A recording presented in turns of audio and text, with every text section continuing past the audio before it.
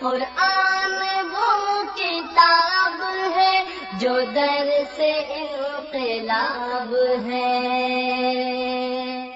سمجھ کے گر کوئی پڑھے تو نور علی نور ہے۔ قابل احترام دوستو، بھائی اور بزرگوں، حج اللہ رب العزت کی عظیم ترین عبادتوں میں سے ایک عبادت ہے۔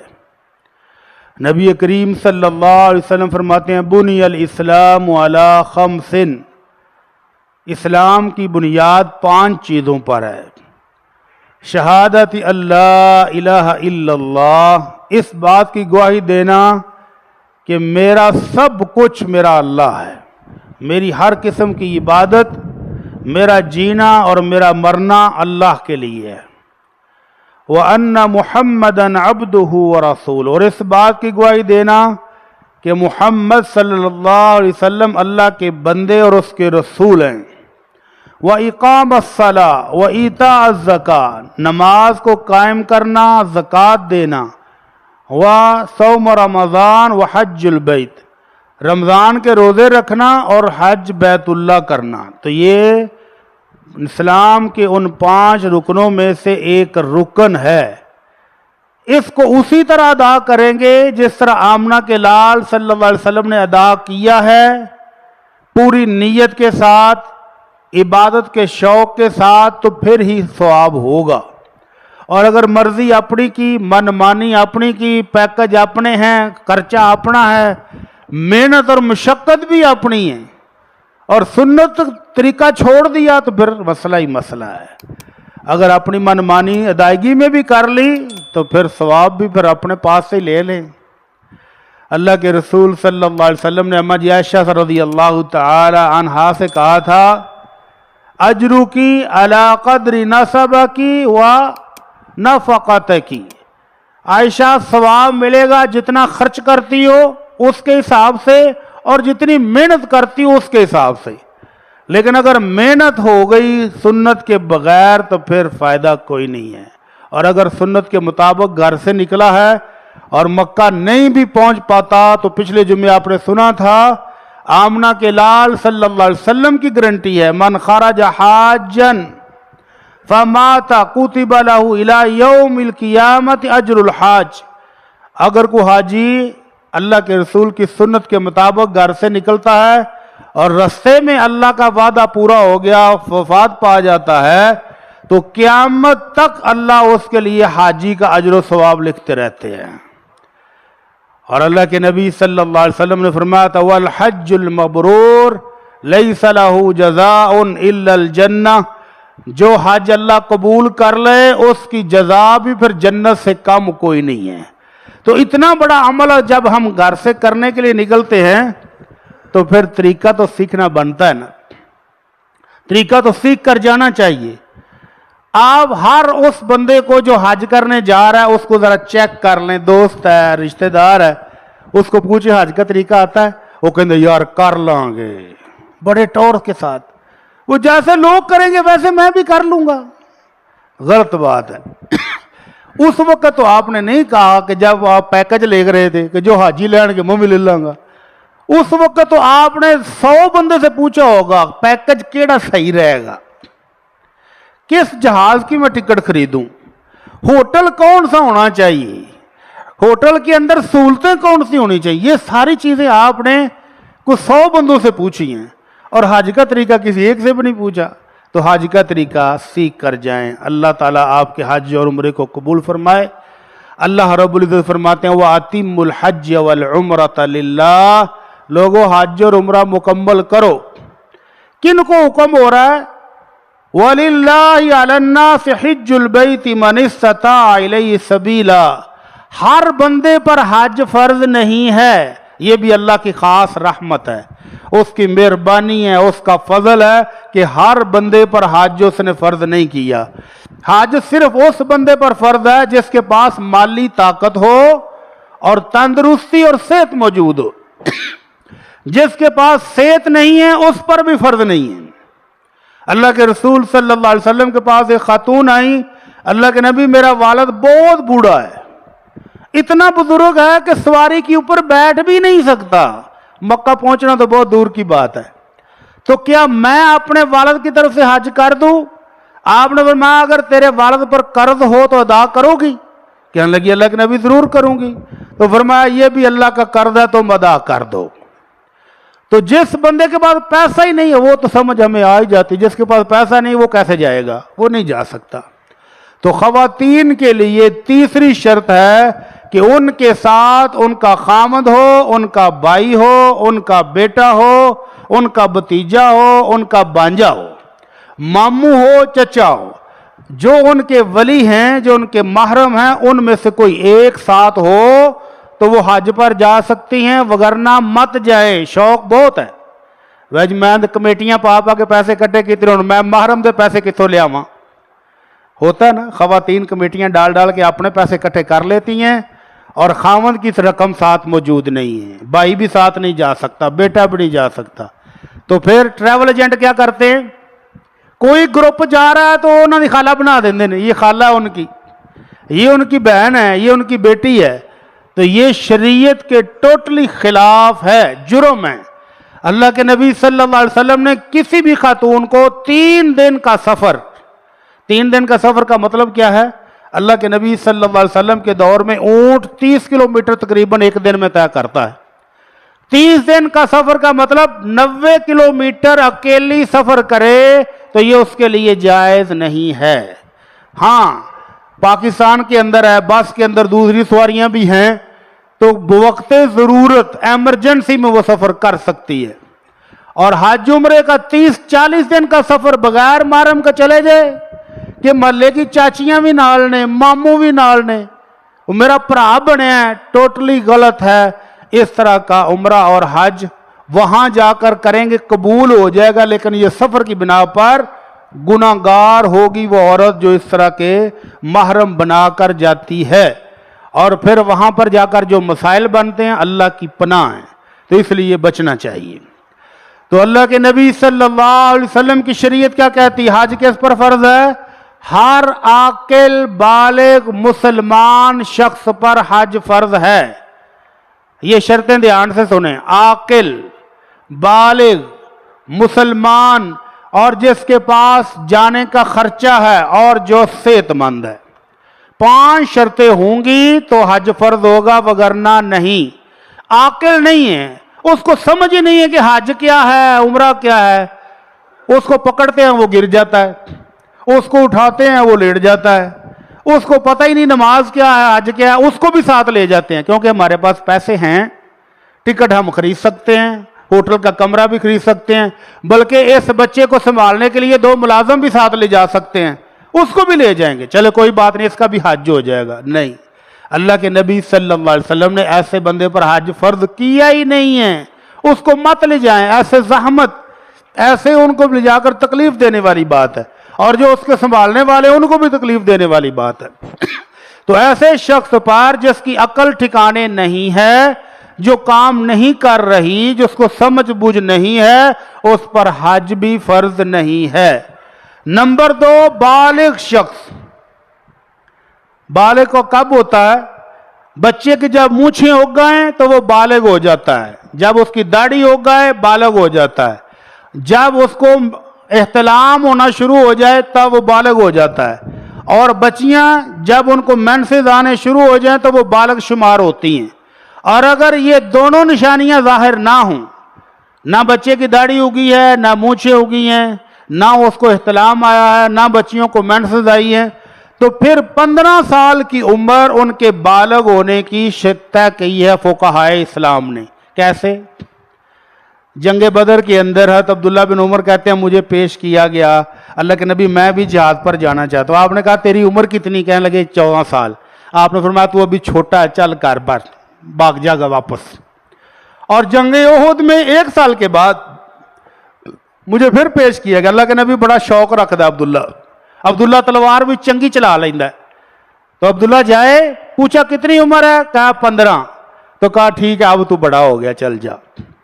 تو 15 سال کو عمر بن عبدالعزیز رحمہ اللہ نے اپنے دور میں وظیفے مقرر کرنے کے لیے جو 15 سال سے چھوٹا ہے وہ ابھی چھوٹا ہے اس کا وظیفہ لگاؤ، اور جو 15 سال کا ہے وہ جوان ہو گیا ہے، اب اس کو جوانوں والا وظیفہ دو.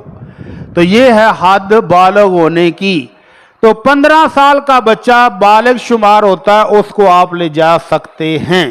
اللہ کے نبی صلی اللہ علیہ وسلم حج کرنے کے لیے جا رہے ہیں تو خثعم قبیلے کی خاتون نے ایک چھوٹے بچے کو بازو سے اٹھا کر ایسے کیا. اللہ کے نبی ھذا حج، اللہ کے نبی میرا یہ چھوٹا سا بچہ اس کا بھی حج ہے؟ آپ نے فرمایا ہاں اس کا بھی حج ہے، وَلَكِ أَجْرٌ، اجر تمہیں ملے گا، کیونکہ ماں نے تو کرانا ہے اٹھا کے. طواف بھی ماں کرا رہی ہے، صفا مروہ کی سعی بھی ماں کرا رہی ہے، کنکریاں بھی ماں مار رہی ہے، سارے کام ماں کر رہی ہے. اب اس میں پھر اختلاف ہے کہ طواف ایک ہی کریں گے ماں پتر تو کلہ کافی ہے کہ ماں پہلے اپنا کرے پھر پتر دا بھی کرے، 14 چکر لگائے. تو ایک چکر جب ماں اس کو گود میں اٹھا کے اس کی طرف سے بھی نیت کرے گی، اپنی بھی نیت کرے گی، تو 7 چکر لگائے گی، طواف ہو جائے گا.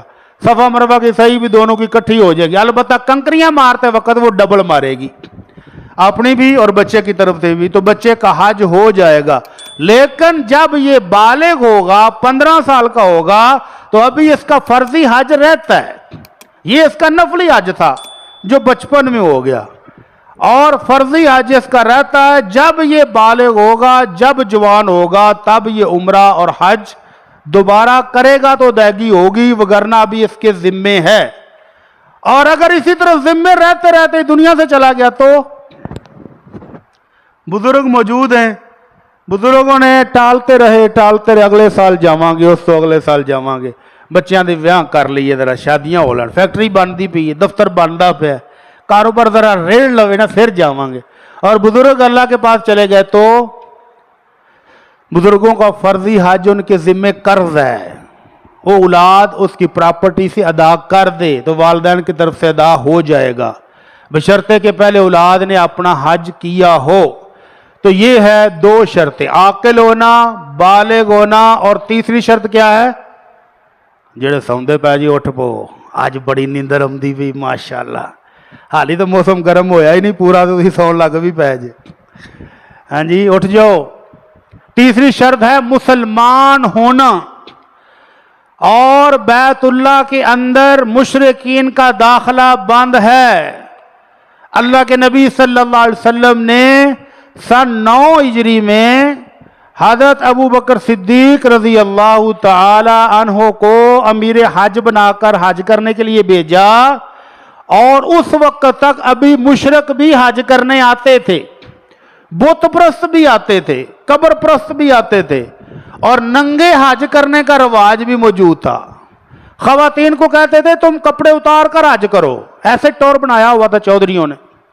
تو اللہ کے نبی صلی اللہ علیہ وسلم نے اس سال حضرت ابو بکر صدیق سے اعلان کروایا کہ آج کے بعد کوئی مشرک مکہ میں داخل نہیں ہوگا، اسلامی حکومت آ گئی ہے، بس ختم. اور کوئی مشرک ننگے ہو کر بھی حج نہیں کرے گا. مشرک آئیں گے نہیں، ننگے ہونے کا تو سوال ہی پیدا نہیں ہوتا. تو حضرت ابو بکر صدیق نے حضرت ابو ہریرہ اور دیگر صحابہ کو ساتھ لے کر حج کے دنوں میں یہ اعلان کروایا کہ آج کے بعد کوئی مشرک یہاں نہیں آئے گا. لہذا جن کو اللہ نے پیسے دیے ہوئے ہیں وہ جاتے جاتے اپنے خادموں کو بھی نال ساتھ لے جاتے ہیں، کوئی کرسچن ہے، کوئی یہودی ہے، کوئی ہندو ہے، چلیں جی یہ بھی ٹر پھر آئے گا، حاجتیں نے کی کرنا، سیر ہی ہو جائے گی. ان کو سیر کے لیے مکہ مکرمہ میں لے کر جانا منع ہے. اللہ نے پابندی لگا دیا، انما المشرکون نجس فلا يقربوا المسجد الحرام بعد عامهم هذا. اس سال کے بعد کوئی مشرک مسجد حرام کے قریب بھی نہیں جائے گا. اس لیے انہوں نے مکہ کی حدود کے باہر ہی بورڈ لگائے ہوئے ہیں کہ یہاں سے غیر مسلم کا داخلہ بند ہے. تو آپ بھی کوشش کریں، اللہ نے دولت دی ہے تو صرف مسلمان جائیں، کافر کو ساتھ نہیں لے جانا. چوتھی شرط یہ استطاعت کی، اور 5ویں شرط کیا تھی؟ صحت کی. اگر بندے کے پاس صحت تندرستی ہے تو وہ حج پر جائے گا، اور اگر صحت تندرستی نہیں ہے تو اب تو وہ بھی ترلے مارتے ہیں کہ جو بندہ ہارٹ کا مریض ہے وہ نہ آئے، گرمی ہے، شدت کا رش ہے، تو جو بندہ پہلے ہی مریض ہو تو وہ نہ آئے. اور میں اپنے پاس سے عرض کر رہا ہوں ان نوجوانوں کو जो बड़ी मेहनत से कमाई करके तो अपने बुजुर्ग वालदैन को हज पर भेजते हैं। अल्लाह ऐसी औलाद को जज़ाए खैर दे, अल्लाह ऐसी औलादें और पैदा फरमाए जो अपने वालदैन को हज उम्रा कराए। लेकिन अगर वालदैन बूढ़े हैं तो उनको अकेला भेजना जुर्म है। जो बुजुर्ग चंद कदम चल के मस्जिद तक आता तो उसकी सांस फूल जाती है, उसको आप हज पर अकेले भेज रहे हैं। जो वालदा घर में बैठी बैठी उसका सांस फूल जाता है, उसको आप हज पर अकेले भेज दें तो ये आपने नेकी नहीं की, आपने जुल्म किया है। तो एक पुराना हाजी था बाबा, उसने हज के दिनों में पाकिस्तान फोन मिलाया, पुत्रा नु आंदा हाँ भाई की हाल है, ठीक है बाबा सुना। बाबे ने लंबी सारी गाल कढ़ी, आंदा तुहानू पाकिस्तान रस्सी को नहीं सी लभी। उन्हें आखा की होया, उन्हें मारना ही सजे तो उत्थे जा फा देंदे हो, इत्थे जरूर घलना सजे। गल सही है बाबे दी। हज के दिनों में जो करीब तरीन होटल हैं वहां से चलकर बैतुल्ला के अंदर तक आए तो आधा से पौना किलोमीटर सफर बन जाता है। और जिनको ट्रैवल एजेंट कहते हैं ना जी बिल्कुल कुबरी दे थल्ले हुए तुहाडा होटल 500 मीटर, वो 500 मीटर कितना होंदा है? ओ यार इत्थों चौक तक मजदूर पुली तक झूठ, चिट्टा झूठ 1.5 किलोमीटर कुबरी से बैतुल्ला के अंदर तक बन जाता है, 1.5 किलोमीटर। और अगर बुजुर्ग वुजू करके तो वहां तक पहुंचेगा तो कब पहुंचेगा? इसलिए अगर बुजुर्गों को हज कराना है तो उनके साथ भी जाना चाहिए और खिदमत करें। उस वक्त बुजुर्गों को भेजें जब आप उनकी खिदमत के सलिए साथ मौजूद हों, तो अल्लाह आपको अजर सवाब भी देगा, वालदैन की दुआओं की बदौलत बरकतें भी मिलेंगी। और अगर आपने सिर्फ इसलिए भेजा कि चलो अब्बा हुण उत्थे ही रह गया तो चंगी गल है, अम्मा उत्थे ही रह जाए तो फिर मजा ना आ जाए है, असीं भी आखांगे साडी अम्मी हज करन गई सी, हाजन फौत हो गई है। तो ये जुल्म नहीं करें, अपने वालदैन की खिदमत ज़रूर करें, उनको हज उम्रा ज़रूर करवाएं, लेकिन उनके साथ जाकर उनकी खिदमत पूरे तरीके से करें। मैंने तो ऐसे नौजवान बेटों को अपनी आंखों से देखा हुआ है, 2 नौजवान बेटे और एक बूढ़ी अम्मा, दोनों को नहीं, एक बूढ़ी अम्मा को व्हील चेयर पर एक बेटा लेके जा रहा है, दूसरे ने सामान उठाया और अम्मा पंजाबी च गंदियां गालां कढ़ दी थी, गंदी गालियां। हमने मुड़ के देखा कि ये साड़ी जुबान च केड़ा लगा है हज दा जिक्र करन। तो वड्डा आंदा छोटे नूं, ओ यार तेनू ते पता है अम्मा दा, तू ही चुप कर जा। छोटा भी तंग आया सी हज दियां व्हील चेयर घसीड़ घसीड़ के, आंदा अम्मा तेनू हज भी करा दिता, हुण ते बस कर दे। अम्मा ने 4-5 होर सुटियां। तो आप अंदाजा लगा लें कि जो अम्मा व्हील चेयर पर बैठकर भी पूरे हज को बर्दाश्त नहीं कर पा रही, अगर उसको आप अकेला भेजेंगे, अकेली जाकर हज करेगी तो क्या हाल होगा?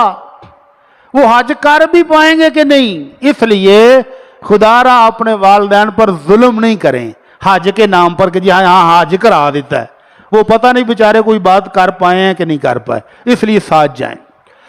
सबसे पहली चीज अल्लाह रब्बुल इज्जत ने जो मैंने यहां आयत पढ़ी है, अल्लाह फरमाते हैं फ़इन उहसिरतुम फमस्तयसर मिनल हदी। हालात का कोई पता नहीं होता।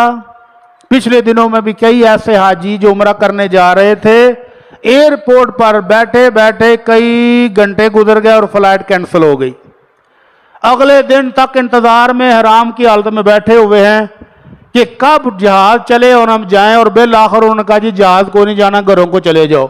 तो 24 घंटे 36 घंटे एयरपोर्ट पर रहकर वो घरों को वापस आ गए। इसका हल क्या है? अल्लाह रब्बुल इज्जत फरमाते हैं कि तुम अगर किसी जगह पर रोक दिए जाओ तो अपने साथ जो कुर्बानी लाए हो वहीं कर दो। अब कुर्बानियां तो हमने उधर जाके करनी थी, इधर तो है ही नहीं। तो इसका हल ये है, अल्लाह के नबी सल्लल्लाहु अलैहि वसल्लम जब हज करने के लिए जा रहे थे तो हज़रत अस्मा रज़ी अल्लाह अन्हा प्रेग्नेंट थी। कहने लगी अल्लाह के नबी मेरी तो हालत ठीक नहीं है, मैं बीमार हूं, तो कहीं रास्ते में अगर बच्चे की विलादत का टाइम हो गया तो मैं क्या करूंगी? तो आपने फरमाया तू शर्त लगा ले, इन हाबसनी हाबिसुन فمحلی حیث حبستنی، نیت کرتے وقت جب کہو نا لبیک اللہم عمرتن، اس کے ساتھ یہ لفظ بھی کہہ لو، ان حبسنی حابس فمحلی حیث حبستنی، اے اللہ جہاں تو نے مجھے روک دیا میں وہیں روک جاؤں گی۔ تو پھر احرام کھول دیں، کپڑے پہن لیں تو کوئی جرمانہ نہیں ہوگا۔ اور اگر آپ نے احرام کی چادریں پہن لی تھیں، آپ نے نیت بھی غلطی سے لاہور سے ہی کر لی یا گھر سے جاتے ہوئے کر لی، جبکہ میں نے پچھلے جمعے بھی بتایا تھا کہ نیت کب کرنی ہے؟ جب جہاز آپ کا مکے کے قریب پہنچے گا، آپ کا میقات آئے گا، اس وقت نیت کریں تاکہ آپ ان ساری پابندیوں سے بچ جائیں۔ اور اگر آپ نے نیت یہیں سے کر لی تھی اور پھر آپ کو کپڑے پہننے پڑ گئے، عمرہ توڑنا پڑ گیا، گھر واپس آنا پڑ گیا، فلائٹ کینسل ہو گئی ہے، حالات خراب ہو گئے ہیں، موسم خراب ہو گیا، تو پھر آپ کو 1 بکرا جرمانہ پڑ جائے گا۔ پاکستان میں بکرا بھی لاکھ دا ہوندا ہے، تو اس لیے اس نیت کو تھوڑا مؤخر کرے۔ 5واں اور 6واں مسئلہ یہ ہے، ہمارے ہاں رواج ہے عزیز و قارب کو ملنے کا۔ ایک دوست پوچھتا ہے جی یہ بھی ریاکاری نہیں؟ بندہ ان کر جا کے آندا پھر میں حج تے چلیا جی، مینوں مل لو میں حج تے چلیا جی، اے بھی تو ریاکاری بن جاندی۔ تو ریاکاری اے دل کے اندر ہے، نیت کہاں ہوتی ہے؟ دل کے اندر۔ اگر دل کے اندر مخاوہ ہے، دل کے اندر واہ واہ شہرت ہے کہ میں سب کو ذرا بتا کے جاؤں شریکو چلیا جے، تو پھر ظاہر ریاکاری ہے۔ اور اگر اس لیے مل رہا ہے کہ یہ میرا بھائی مجھ سے تھوڑا ناراض تھا، اس سے میں صلح کر لوں، اس کے ساتھ تھوڑی سی زیادتی میں نے کر دی تھی تو میں اس سے معافی مانگ لوں، تو بالکل جائز ہے۔ اللہ کے نبی صلی اللہ علیہ وسلم فرماتے ہیں ہر بندہ اس کے اعمال سوموار اور جمعرات کو اللہ کے ہاں پیش ہوتے ہیں، اور جو 2 لڑے ہوئے ہیں ناراض ہیں، اللہ کہتا ہے انظروا حتی یصطلحا، ان دونوں کو چھوڑ دو جب تک صلح نہیں کرتے، ان کے نامہ مال پیش بھی نہیں کرو۔ تو آپ حج کرنے جا رہے ہیں تو اپنی صلح کر کے جائیں۔ یہ لڑائی اتنا بڑا عمل ہے کہ اللہ کے نبی صلی اللہ علیہ وسلم نے فرمایا کہ جو بندہ اپنے مسلمان بھائی سے 3 دن لڑا رہے اور چوتھے دن صلح نہیں کرتا تو بہت بڑا جرم کر رہا ہے، اور اگر اسی حالت میں وفات آ گئی دخل النار، لڑیا ہی دنیا سے چلا گیا تو جہنم رسید ہو جائے گا۔ اور جس نے 1 سال اپنے مسلمان بھائی سے بائیکاٹ رکھا ہے فَهُوَ كَصَفْكِ دَمِهِ، تو وہ تو اس کو قتل کرنے کے برابر ہے۔ اس لیے جاتے ہوئے سب کے ساتھ صلح کر کے اپنا نامہ مال کلیئر کرا کے جائیں تو بہت ہی اچھا ہے، اس میں رعائی کاری والی کوئی بات نہیں ہے، کرنا چاہیے۔ 7واں مسئلہ، اللہ کے نبی صلی اللہ علیہ وسلم کا یہ بھی فرمان ہے ما حق امرئ مسلم لہ مال، کس بندے کے پاس کوئی مال ہے، کوئی دولت ہے اور وہ وصیت کرنا چاہتا ہے تو اس کو 2 راتیں بھی ایسی نہیں گزارنی چاہیے مگر اس کا وصیت نامہ لکھا ہوا اس کے تکیے کے نیچے ہونا چاہیے۔ کیا مطلب ہے؟ کہ وصیت نامہ لکھ کے رکھے کہ میری جائیداد اتنی ہے، ہن تسی آکھو جڑیاں لکائیاں سن وہی دسنیاں پینیاں نے، پھر تو بتانی تو پڑیں گی، بتانی چاہیے۔ گمنام جائیدادیں چھوڑ کے جانے کا فائدہ ہے؟ کچھ سال پہلے میں آپ کے سائی والے کے ایک بینک میں کسی کام سے گیا تھا تو وہاں لسٹیں لگی ہوئی تھی، لمبی چوڑی لسٹیں، میں نے قریب ہو کر دیکھا تو وہ گمنام پراپرٹیاں تھیں، نمبر لکھے ہوئے تھے کہ یہ فون نمبر ہے، یہ نمبر ہے آئی ڈی کارڈ کا، اگر کسی بندے کو ان بندوں کا پتہ ہو تو بتائے، ان کی جائیدادیں پڑی ہیں کئی سال ہو گئے رابطہ کوئی نہیں ہے۔ تو بجائے بینک والوں کو دے کر جانے کے اپنے عزیز و قارب کو دے جو، وہ بہتر ہے۔ تو اللہ کے نبی صلی اللہ علیہ وسلم کا فرمان ہے کہ 2 دن بھی نہ گزرے مگر اس کی وصیت اس کے پاس لکھی ہوئی ہونی چاہیے۔ حج ایک طویل سفر ہے، آپ لکھ کر وصیت نامہ بچوں کو دے جائیں کہ بیٹا فلاں بندے سے اتنے پیسے لینے ہیں اور فلاں کے میں نے اتنا قرض دینا ہے، اتنی میری یہ پراپرٹی ہے، اگر اللہ کرے کہ میں خیر وفیت سے آ گیا تو پھر میں خود سنبھال لوں گا، اور اگر اللہ کا وقت آ گیا میں ادھر ہی رہ گیا تو پھر میرے بعد میرا قرضہ ادا کرنا ہے، فلاں سے پیسے لینے ہیں، فلاں کو دینے ہیں، یہ سارا حساب کتاب اولاد کو دے کر جانا چاہیے۔ اللہ تعالی ہم سب کو عمل کی توفیق عطا فرمائے۔ اس کے بعد آپ گھر سے نکلے ہیں، بسم اللہ توکلت علی اللہ لا حول ولا قوت الا باللہ، اپنی نیت کریں اور گھر سے باہر نکلنے کی دعا پڑھیں، سواری پر بیٹھے ہیں تو سواری پر بیٹھنے کی دعا پڑھیں، اور اگر آپ نے وہ نیت کے ساتھ الفاظ کہہ لے ہیں تو اللہ تعالیٰ نے رخصت دی ہے کہ اگر رستے میں آپ کو رک جائیں، کوئی بندہ بیمار ہو جائے تو پھر وہ 3 کام کر سکتا ہے، یا تو وہ 6 مسکینوں کو کھانا کھلا دے، یا وہ 3 روزے رکھ لے، یا وہ 1 بکرا ادا کر دے، غریبوں میں، مکے کے غریبوں میں بانٹ دے، تو یہ اس کے لیے پورا ہو جائے گا۔ اور جو خیر و فیت سے وہاں پہنچ جائے تو اللہ کہتے ہیں فَمَن تَمَتَّعَ بِالْعُمْرَةِ إِلَى الْحَجِّ فَمَا اسْتَيْسَرَ مِنَ الْهَدْيِ، جو خیر و فیت سے پہنچ جائے، حج کر لے، تو اس نے وہاں پر حج کے ساتھ عمرہ بھی کیا ہے تو 1 قربانی وہ کرے گا۔ اب سوال یہ ہے کہ گھر میں بھی قربانی کریں اور ادھر بھی کریں، یا ادھر ہی 2 قربانیاں کریں، 1 حج کی اور 1 عید کی؟ تو 2 قربانیاں کرنی ہیں اگر اللہ نے استطاعت اور قوت دی ہے۔ یہ جو قربانی آپ کر رہے ہیں حج کے موقع پر، یہ حج کی قربانی ہے، اور عید کی قربانی کے پیسے گھر والوں کو دے کر جائیں۔ اگر گھر میں قربانی کرنی ہے، بچے گھر میں ہیں سارے، قربانی گھر میں کرنی ہے، اللہ نے استطاعت دی ہے تو قربانی کے پیسے دے کر جائیں، اور وہ قربانی جو عید کی قربانی ہے وہ گھر میں بچے کریں گے۔ حج کی قربانی اگر حاجی کے پاس پیسے نہیں ہیں تو اللہ تعالیٰ نے پھر رخصت دے دی ہے کہ فَمَن لَّمْ يَجِدْ فَصِيَامُ 3 أَيَّامٍ فِي الْحَجِّ، جو بندہ حج کے پیسے اس کے پاس نہیں ہیں وہ 3 روزے ادھر رکھ لے، 3 روزے رکھے اور 7 روزے گھر آ کر رکھ لے تو اس کی قربانی کے پیسے پورے ہو جائیں گے۔ اللہ تعالیٰ سب کو توفیق دے۔ ہمارے حاجیوں کے قربانی کے پیسے پہلے جمع ہو جاتے ہیں الحمدللہ، تو قربانی کا اب مسئلہ نہیں رہا، جو حج پر جاتا ہے وہ قربانی پہلے ہی جمع ہوتی ہے اس میں، لیکن جو قربانی عید کی ہے وہ ادھر اپنے گھر میں کریں گے اگر اللہ نے استطاعت دی ہے۔ اگر مالک نے استطاعت نہیں دی تو پھر معاف ہے، کوئی حرج بھی نہیں ہے۔ اس کے بعد جب آپ مکہ مکرمہ پہنچ جاتے ہیں تو 2 3 4 چیزیں آپ نے دھیان میں رکھنی ہیں۔ جب آپ احرام باندھ لیں تو کون کون سی چیزیں ہیں جو آپ کے لیے منع ہیں؟ نمبر 1، جسم کے بال اکھیڑنا یا کاٹنا عمدن، ایویں وال پٹدا رہے، مچھاں دے یا داڑھی دے کھچدا رہے، یا خواتین کنگھی زور زور دی کرن تے وال اینا گچھا لا کے رکھ دیں تو یہ غلط ہے۔ حج کے احرام کے دوران بال کاٹنا، جان بوجھ کر کھیڑنا منع ہے۔ اب ایک بھائی نے سوال کیا جی اس کے سر کے بال کمزور ہیں، اس سر تے مسا بھی کردا تے کنے وال ہاتھ چ آ جاندے نے، یا وہ داڑھی کا خلال کرتا ہے، ایسے ایسے کرتا ہے تو 2 4 وال تو گر ہی جاتے ہیں۔ تو ایسے بال جو خود بخود گر جائے ان کے گرنے کا کوئی حرج نہیں ہے۔ اور اگر کسی خاتون نے اپنی کنگھی کی اور بال اچھی طرح کھینچ کھینچ کے اتارے جان بوجھ کر تو پھر جرمانہ ہویا پیا جائے، پھر جرمانہ ہو جائے گا۔ لیکن اولا اور افضل یہ ہے کہ عورتیں 8 تاریخ کو حج شروع ہونا ہے، 8 تاریخ کو نہا کے غسل کر کے اچھی طرح اپنے بالوں کی مینڈیاں بنا لیں، جنہوں نے گت کر لین کس کے، اور اگلے 4 5 دن نہ کھولیں تو کوئی حرج بھی نہیں ہے، کھولنے کی ضرورت بھی نہیں ہے۔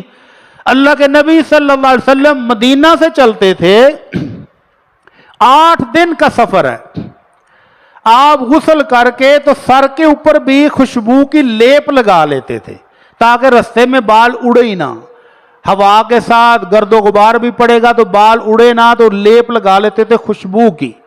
تو احرام باندھنے سے پہلے جسم پر خوشبو لگانا جائز ہے۔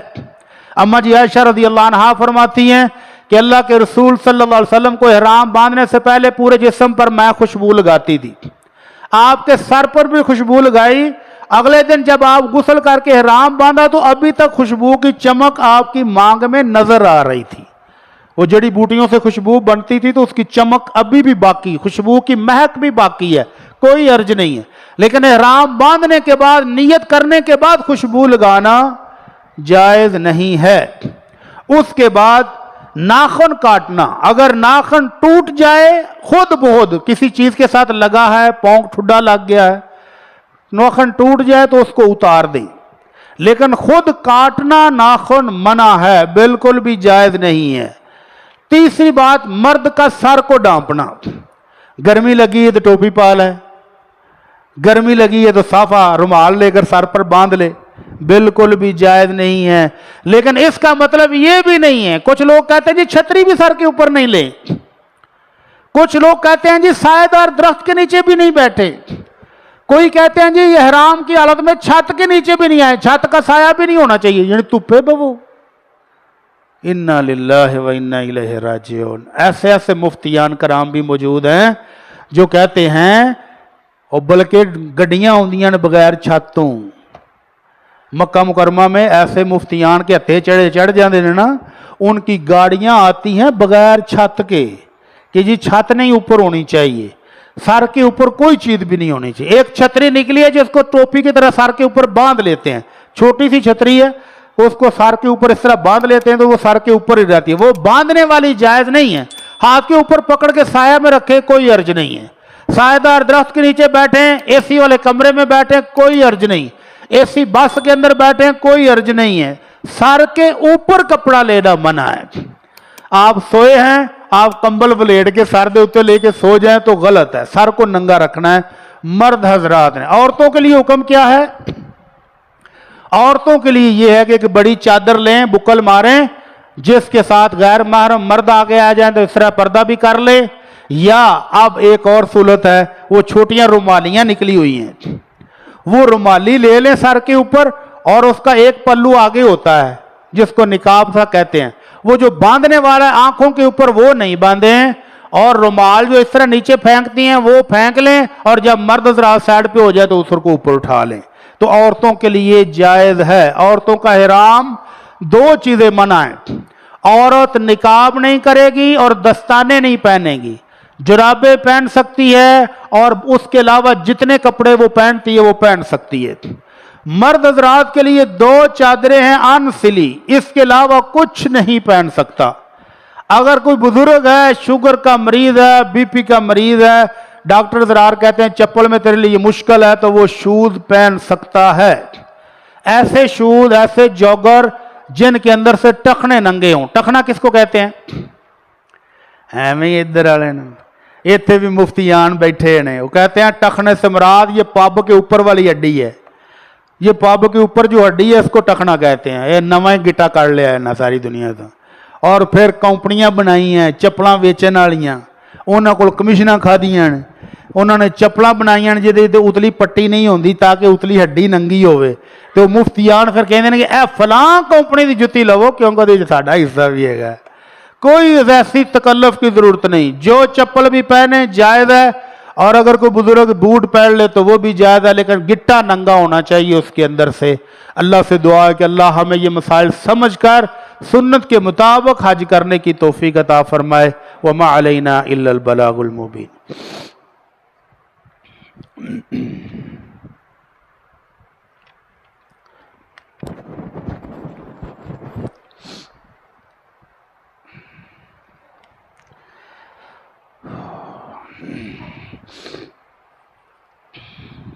इन्नल हम्दलिल्लाहि नहमदुहु व नस्तईनुहु व नस्तगफिरुह व नऊज़ु बिल्लाहि मिन शुरूरि अनफुसिना व मिन सय्यिआति अमालिना मन यहदिहिल्लाहु फला मुदिल्ल लहु व मन युज़लिल फला हादिय लहु व अशहदु अल्ला इलाहा इल्लल्लाह व अशहदु अन्न मुहम्मदन अब्दुहु व रसूलुहु अम्मा बाद। काबिल एहतराम दोस्तों, भाई और बुजुर्गों, एहराम की हालत में खुशबू लगाना मना है, लेकिन सवाल करने वालों ने सवाल पूछा जी वहाँ बैतुल्ला जाएंगे तो जब बोसा लेंगे हजर अस्वद का तो उसको भी उन्होंने खुशबू लगाई होती है, और अगर बैतुल्ला को हाथ लग जाए तो उस पर भी खुशबू लगी होती है, तो फिर क्या करें? इतनी सी खुशबू जो हाथ पर लगी है अल्लाह माफ फरमाएगा। अलबत्ता पूरे जिस्म पर खुशबू अमदन लगाना ये इहराम के दिनों में मना है। अगर थोड़ी बहुत खुशबू लग गई है तो अल्लाह खाला माफ फरमाएगा, कोई हर्ज भी नहीं है। और एक अहम मसला, कल मेरी एक स्टूडेंट ने बताया, वो हज पर जा रही, तो मैंने कहा पुत्र जरा उम्र का तरीका बता। तो वो तरीका बताने लगी तो कहने लगी जी जब हम तवाफ करेंगे तो मुफ्ती साहब ने ट्रेनिंग देते हुए कहा है कि नजर बिल्कुल सीधी रखनी, ना दाएं ना बाएं, ना ऊपर ना नीचे, ऐसे जाना है। मैं गर्दन वाल पै जाए। कहती है जी मुफ्ती साहब ने कहा है अगर बैतुल्ला पर नजर पड़ गई, आप ऐसे जा रहे हैं ना, एंज करके नजर पै गई बैतुल्ला, बस गया तवाफ। तो मैंने उसको कहा कि कुछ साल पहले हमारी मस्जिद के एक बुजुर्ग थे, अल्लाह ताला उन पर अपनी रहमत नाज़िल फरमाए, अल्लाह के पास चले गए, अल्लाह उनकी कब्र को मुनव्वर फरमाए। यही फतवा वो अखबार पर लेकर आए, मुझे भाया वेहा मुफ्ती की प्याद है। कहते हैं मैंने उस मुफ्ती का नंबर लेके ना तो उसको फोन किया कि मुफ्ती साहब 7-8 लाख रुपया ला के मैं चलिया और 40-42 किलोमीटर का सफर भी तय करके चलिया, 14-15-18 घंटे लग जाते हैं बैतुल्ला जांदे जांदे, तो जे मैं उत्थे जाके बैतुल्ला भी नहीं वेखना तो लैन मैं की चलिया। आंदे मुफ्ती को फिर कोई जवाब नहीं सी। तो ये खाम खा की पाबंदी है कि बैतुल्ला को नहीं देखना। अल्लाह रहम फरमा दे, इतना बड़ा जुर्म है कि बैतुल्ला को देखे तवाफ ही खत्म हो जाएगा। सुभान अल्लाह। तो अल्लाह ताला से डरना चाहिए ऐसे लोगों को जो इस तरह के फतवे देते हैं। बैतुल्ला को देखे कोई अर्ज नहीं है, और तवाफ के दौरान बैतुल्ला को देखकर दुआएं करें, अज़कार करें, जो मर्जी करते रहें, अल्लाह ताला कबूल फरमाए। अल्लाह ताला ऐसे मुफ्तियान से हमें महफूज फरमाए। तो ये मेरे भाइयों ने कुछ दुआ के लिए कहा है। डॉक्टर रिहान सरफराज साहब आपके यहाँ मारूफ डॉक्टर थे, मारूफ तरीन बाप के बेटे हैं, वफ़ात पा गए अचानक हादसे में। उनके लिए दुआ करें कि अल्लाह हमारे डॉक्टर साहब की बख्शिश फरमा दे, या रब्बल आलमीन डॉक्टर साहब की बख्शिश फरमा दे। अल्लाह उनकी ज़िंदगी भर की कमियां कुताहियाँ अपनी रहमत से माफ़ फरमा दे। अल्लाह उनकी ज़िंदगी की नेकियां कबूल फरमा ले। अल्लाह उनको कब्र की आज़माइश से महफूज फरमा ले।